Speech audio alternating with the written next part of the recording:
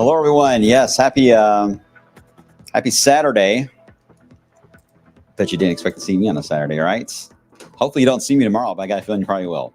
Hope you guys are doing well. Wave meteorologist Brian Good. This is a special edition here of Storm Talk to get us in place, set and covered for what's happening now. And obviously the setup on Sunday, which continues to look complex the closer we get to it, of course.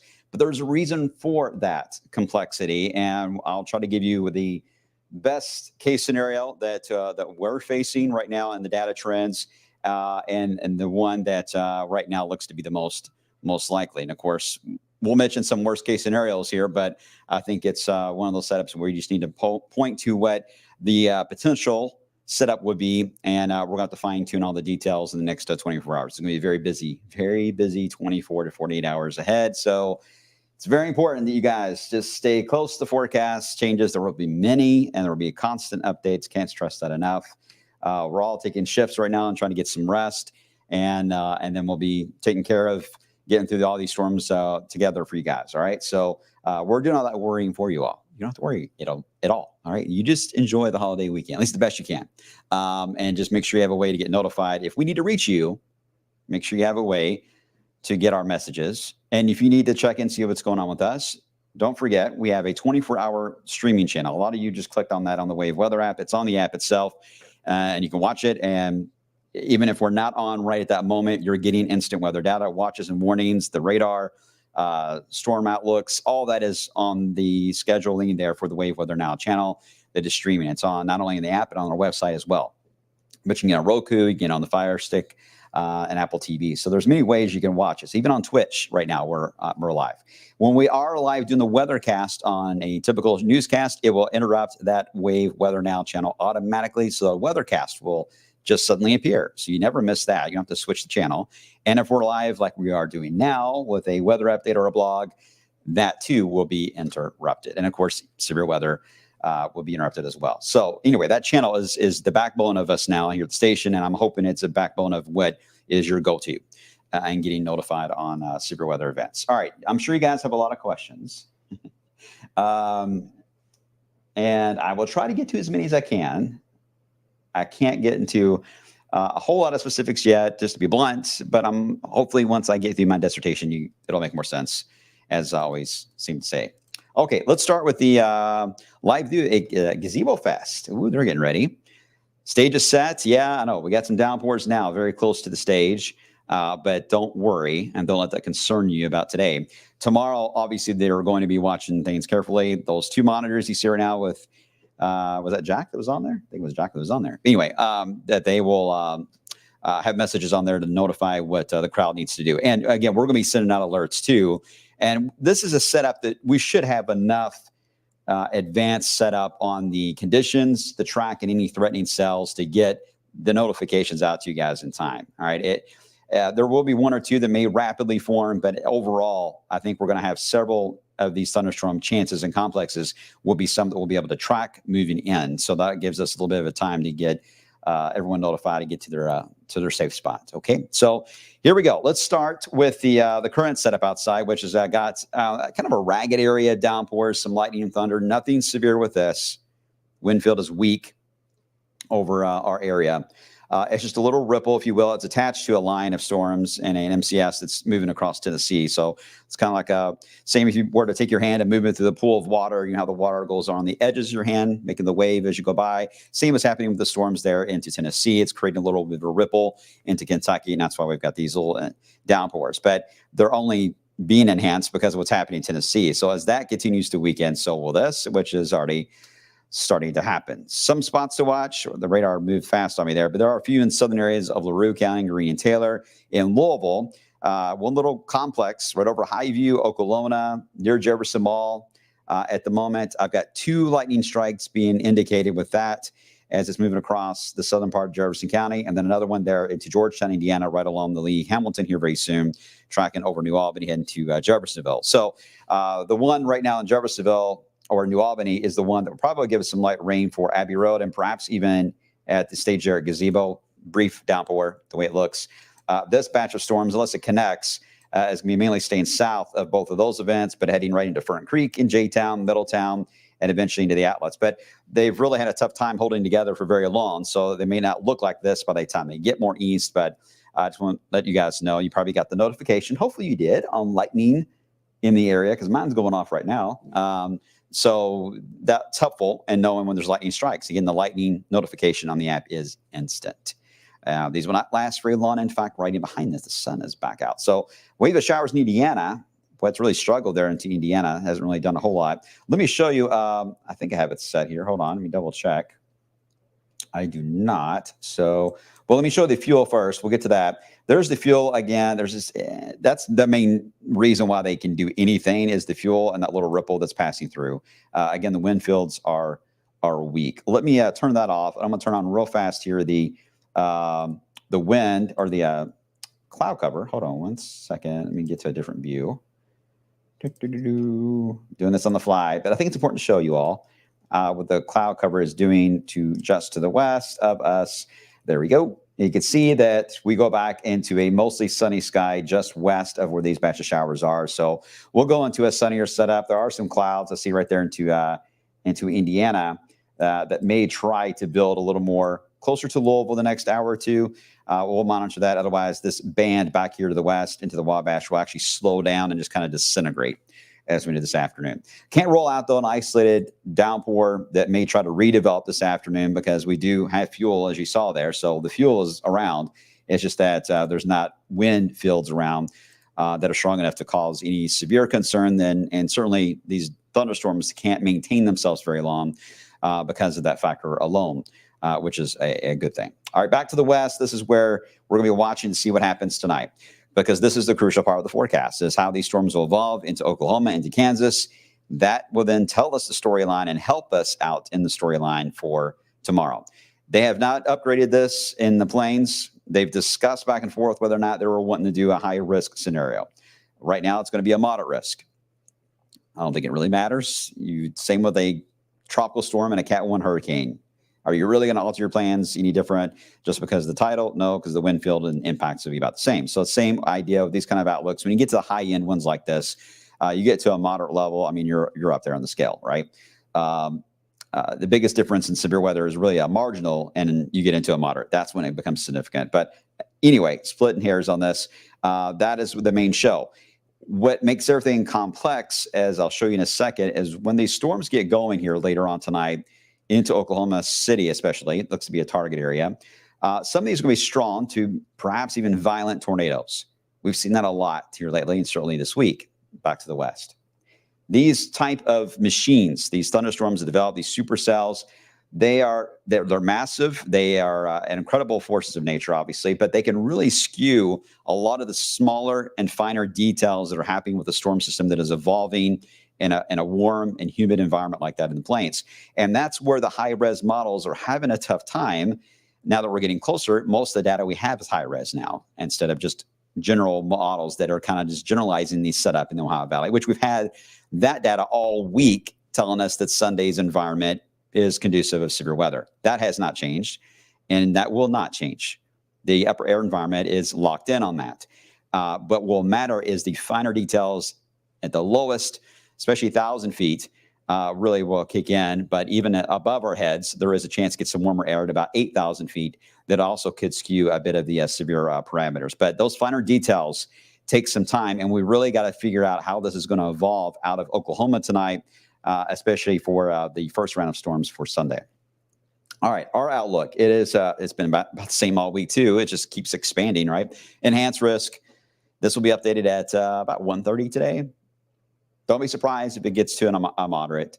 I think their challenge right now, I mean, there's a couple of things that are bust potential items in some places in the Ohio Valley for severe weather. It's going to be hard to escape severe weather with this setup, but it will.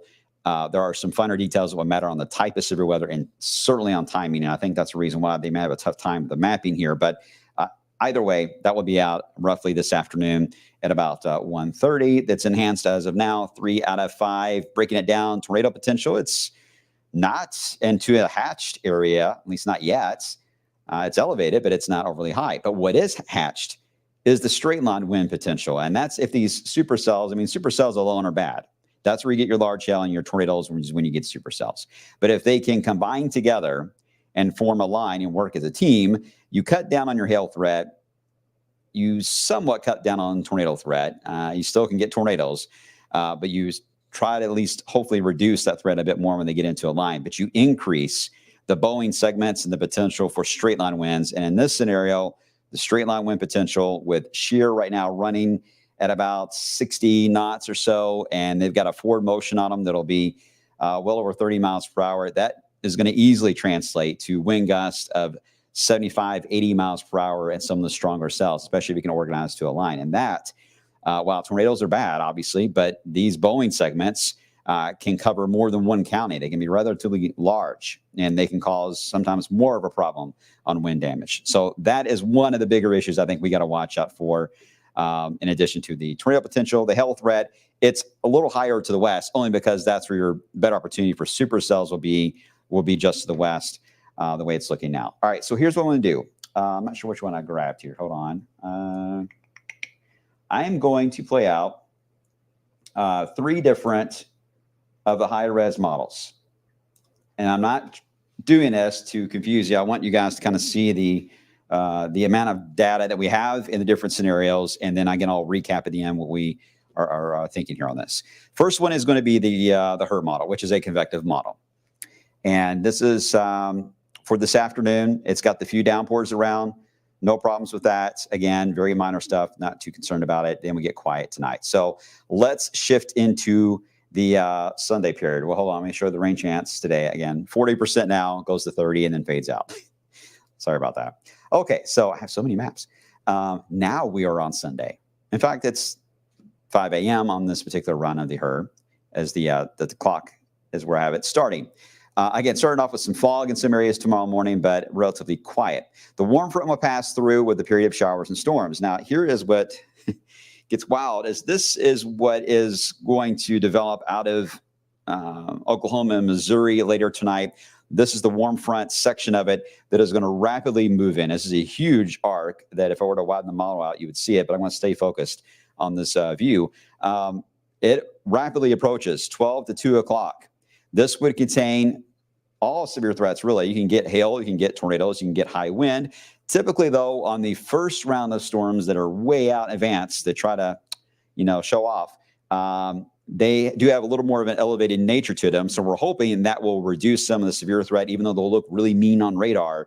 The ground truth, as far as getting a lot of that severe weather, especially the wind in the lower layers of the atmosphere, will be a little more of a challenge. We're hoping that's the case. They can stay elevated. So how fast they move out into our environment is going to be key on that. Either way, it looks like the first round is going to be around, say, 12 to 2 o'clock tomorrow. And this is important because this is trending on a lot of the modeling to be fairly widespread. And as it moves on by, the question is, what will it do to the atmosphere after that? It's going to make it to be a rain-cooled environment, and we calm things down and we stabilize for a while. And that's the hope, that this line of storms will do that. It will only be, though, where they track and right in behind them. That is where you're going to get some stabilization. The exception to this whole thing, I'm telling you now, is going to be our southern sections of this and maybe our southern counties. That's where you can still get some supercells that may try to form on that southern edge as it moves on by Sunday afternoon. That's what we're going to be watching for. So there's going to be some part of the viewing area that'll be quieting down, and some others that may end up still some warnings Sunday afternoon. But this is a messy setup. We don't want severe weather, but you really do want to get rain in here as quickly as you can, really, tomorrow, and hold on to it as long as you can. The more we can do that, the better the opportunity will be to try to hold on to a quieter, stable period until we get to later Sunday night. Even with rain, cold air, the low-level jet is so strong for tomorrow night that it will still cause it gets confusing without any heating from the sun. It can still destabilize the atmosphere. So you can still get severe weather after this wave as we get into later Sunday night. But the difference on this wave moving in at around 2 o'clock, it would at least give us maybe a block of time in between those two rounds to hopefully have quiet weather and some rest. But still, it could be active for a little while there. That wave moves on by, and then again, you see some of those supercells that you don't want supercells to form at all. Anytime between 2 and especially 8 o'clock tomorrow, if anything can form that is in a supercell nature, not only is it going to rotate quickly, but large hail is going to be an issue, and tornadoes are going to be certainly a concern right out of the gate. And these could be, in some cases, strong tornadoes. So we'll have to watch that. It moves on by. We don't have much of a recovery, but again, the low-level jet is going to be strong enough that it should still power up the main line itself, which is going to be ahead of the cold front. But this is going to take until late Sunday night to really get this in here. So that is what our focus will be for Sunday night. You can see there's a few cells that even try to pop in advance of that. Got to watch those too, by the way. They'll be isolated, but again, anything that pops before the main line gets in late Sunday night is going to be a problem. Then here comes the line, passes on through, mainly a straight line damaging wind threat with that. Flash flooding, no doubt, will be a problem. It moves by, and then we calm things down as we head into to Monday morning. Whew. But that's a long window there of 12 to 2 o'clock in the afternoon to get all the way to about 3 in the morning Monday. There's a lot that is happening, and a lot that can go wrong or go right, depending on your perspective on this scenario. It's very complex. It's very much a cause and effect setup. And I wish I could answer all that for you all. This is exactly how it's going to be, but I don't know. No one knows. All we have is high-res data until the storms form in Oklahoma and Kansas tonight. And then we're able to really get a handle on the environment and the likelihood of what will happen later into the day. That's just the way data works in this type of setup. But no doubt the atmosphere itself, especially above our heads, is certainly prime and ready to go for severe weather. All right, that's one model. Let me show you now the, this is our in-house model that we got, the graph model, that shows a complex of showers and storms rolling in. You know, this looks, I mean, this is showing 2 o'clock. This looks very similar, doesn't it, to the HER model of a round moving in at 2 o'clock, nearly the same configuration. A wall of rain and thunder, maybe some severe weather, certainly along that. And then you got to watch for some isolated supercells on that southern side of that. It moves on by. It actually likes to quiet us down for a while. It's not as busy as the HER model is, but then we have to deal with showers and storms that eventually move in with the line as we get into about the midnight hour and thereafter. Again, straight line wind threat, the main concern with that. But that would still make it a very long night, even having that gap in between the two. And then we'll end up with stormy weather all the way through probably sunrise on Memorial Day. And here's the final one. This is the NAM high-res model. And this is the one that's got the same idea initially of showers and storms that roll in from the west and that line configuration, but it weakens it. And it weakens it to the point where we really have a risk of a couple supercells, and we have the idea that we could end up with much more heating involved in the day. And therefore, when that squall line moves in later Sunday night, it would have a much more of the likelihood of getting those higher wind gusts I mentioned of that 75, 80 mile per hour gust. That likelihood will go up. If we end up missing much of the early day rain, then that means the second line is going to have much more to work with. And that is going to be a mean line as it passes on through, roughly again, late evening, all the way through midnight to about 3 a.m. on your Monday. So what we're going to do for now is we're going to put the entire window, I know this sounds wild, but we're going to put the entire window of 12 p.m. to 4 a.m. is going to be our window of main concern that we're going to be monitoring for severe weather. Notice the chances are not 100% every single hour. There are spikes. We're obviously going to be spiking for the warm front, that initial wave that comes by. I think the data is fairly good on that idea that there is going to be a wave approaching. We just don't have solid data yet if that wave will maintain its intensity and develop some type of supercell action, or will it just fizzle out altogether and we remain what we call capped for a while into the afternoon. That is iffy. The 3, 4 o'clock, 5, 6, 7, that time period is we're not as confident on. But we get to the 11 o'clock news and midnight to about 3 a.m., the chances go up because our confidence is actually higher on that. We know there's a cold front moving in. It's going to be really hard for a cold front to move into this environment tomorrow night without something. It's going to be really hard. It will just vary on its intensity of that something based on what happens earlier in the day. So altogether, potential is there for the warm front storms, isolated supercells in the afternoon, and then the cold front squall line as we head into the late night hours. That's 1, 2, and 3 that we potentially could have in that entire window, 12 to about 4 o'clock in the morning. As far as breaking down the threats, tornado threats certainly elevated. Now, if we were to get these supercells to certainly form in the afternoon for tomorrow, especially across central Kentucky, but if that chance is there for them to certainly develop, if that morning wave just fizzles out, then that tornado threat's probably going to go all the way over to the right. The wind threat is already quite high, as I still think right now, based on everything I've seen, that that straight line wind threat, especially with the squall line, is probably going to be one of our bigger hazards we're going to have. Hail threat will be there. And again, same storyline. If the supercell idea becomes the prominent one, then that will also go a little more right on this category. And the flooding, I've got elevated already, but I think that's going to be a problem. I mean, easily 1 to 3 inches rain out of this setup, guys, and in some cases, maybe more than that. So if you've already picked up more than 1.5 inches, 2 inches, especially this week, you're going to be much more risk for flooding. I know some parts of Indiana has not seen as much rain as Kentucky, so you may be able to handle some of this a little easier than other areas will. But that's the overall theme. Okay, there you go. Was that clear as mud? I feel like I was. I hope everyone's okay on everything. Let's see. Lisa, good morning. We canceled our camping trip to Nolan Lake this weekend because of Sunday's weather. We have 3 pups.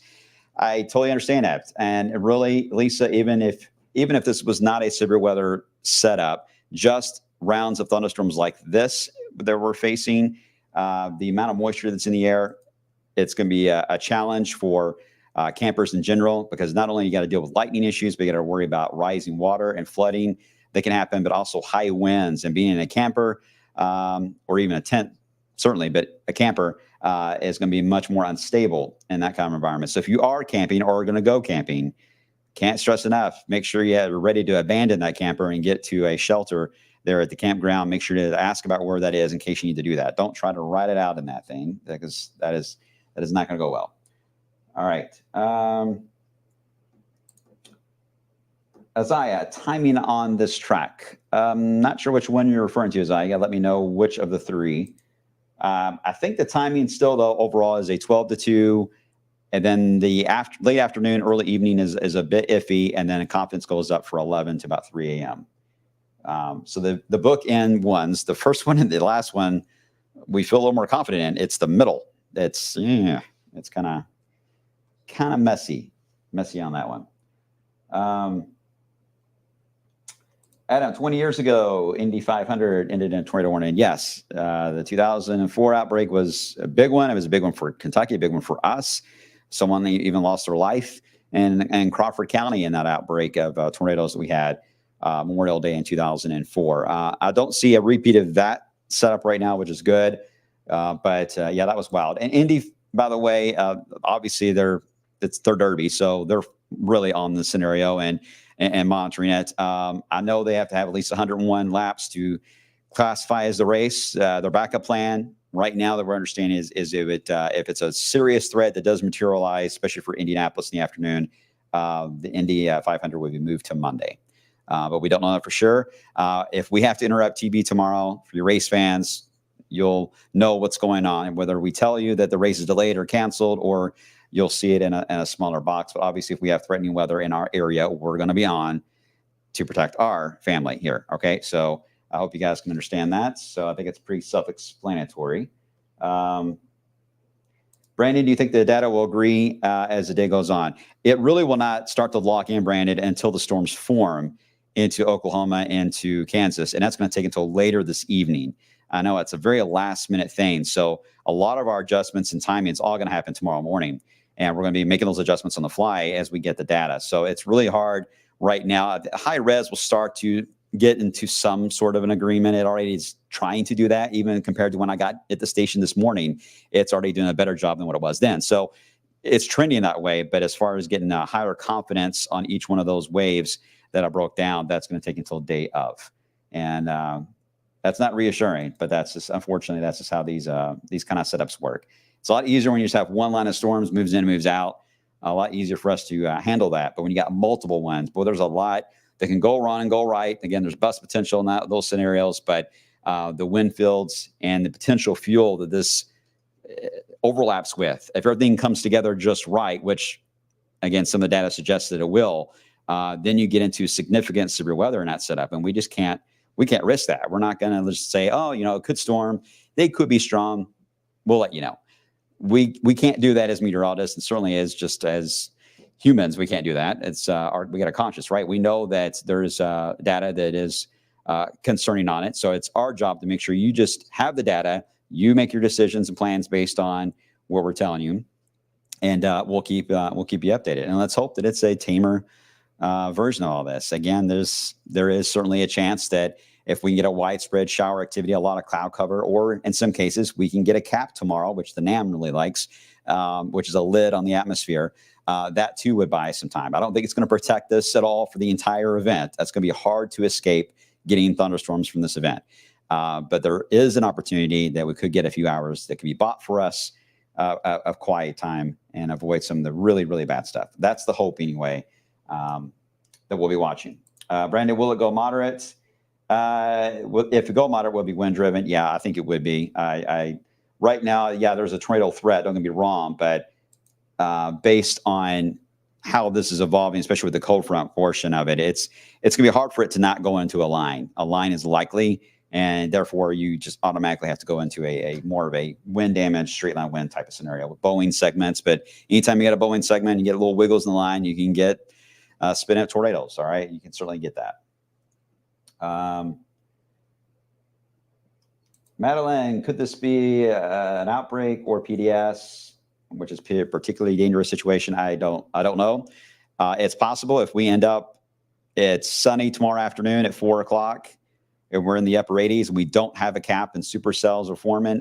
Yeah, that's going to be a PDS. But I hope nobody wants that or wishes for that. I don't want that. And we've seen this many times. I mean, we've seen these threats show up. The atmosphere is charged, but the Ohio Valley is unique. I mean, you get more than one round, they can bounce off another. There can be some saving grace. We've seen that before. It helped tame down a threat at the last minute. And that is like, whew, thank goodness. And we've had times where that doesn't work.